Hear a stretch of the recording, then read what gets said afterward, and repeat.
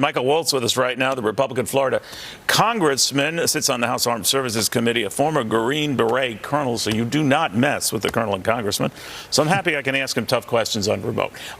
Kidding. But Congressman, very good to have you. What did you make of what Alex was reporting from Ukraine? A pretty close call for this nuclear power plant. Doesn't take much to sort of quite literally involve all of Europe if that thing's hit.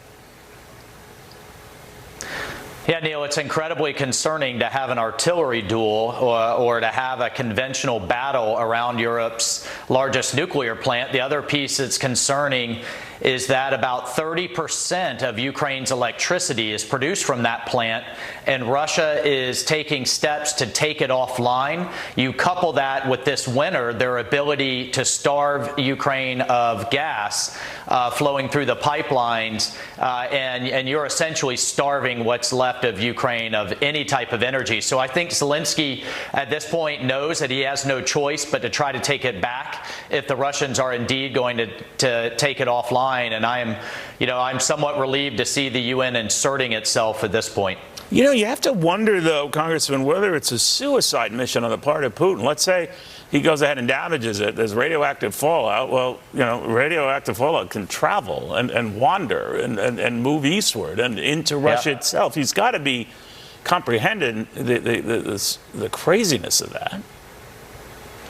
Yeah, one could only hope, and that he's applying some kind of rationality to this effort. But on the other hand, I think this entire invasion has been irrational. It's hard to understand what is actually being fed into Putin in terms of intelligence and reporting and how much of his own propaganda he believes. But again, the fear is that he completely takes it offline. They make some type of mistake in doing so, and even if an artillery shell doesn't crash into it, that they make a mistake internally and cause the thing to melt down. So this is just fraught with a nightmare scenario across a number of kind of angles here. Do you think, Congressman, that Putin is trying to just wear the West down? The only reason why I mention that is, while Germany did indicate today it's there to help Ukraine as long as it takes, we've indicated that, I don't hear the daily drumbeat of constant support from fellow NATO countries that they're all on the same page on this.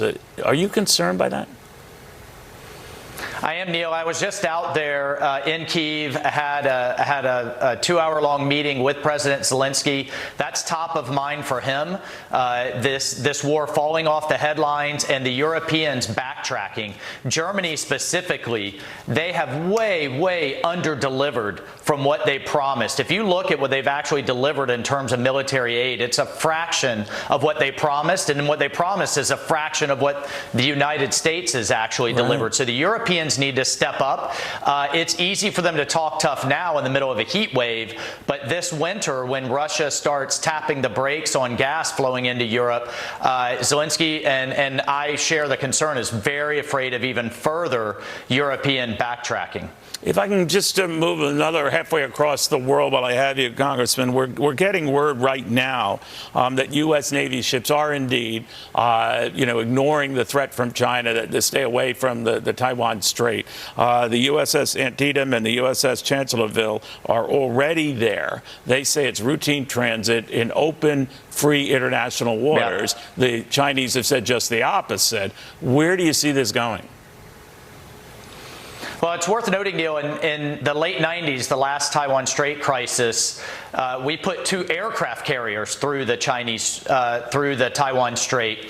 Biden's Pentagon has said that would be too provocative, so that's basically China deterring us. I'm glad to see these 2 ships going through. Why does this matter? Well, about half the world's trade and shipping flows through the Taiwan Strait. About 90% of the biggest types of container ships flow through there. So it's not just China aiming to dominate Taiwan.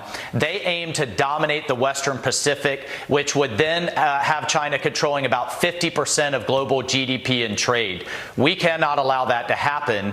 We have to help Taiwan arm itself now, but importantly, we have to reduce our supply chain dependencies, from pharmaceuticals to farmland to, you name it, across the board. forward. Computer chips, rare earth, solar panels, rare earth materials. The United States has got to bring those supply chains back home. And if we can't get them in the United States, at least get them in the Western Hemisphere or to an allied country. And that will be a top priority of a future Republican-led Congress. We shall see. Congressman, thank you very, very much. Michael Waltz of Florida.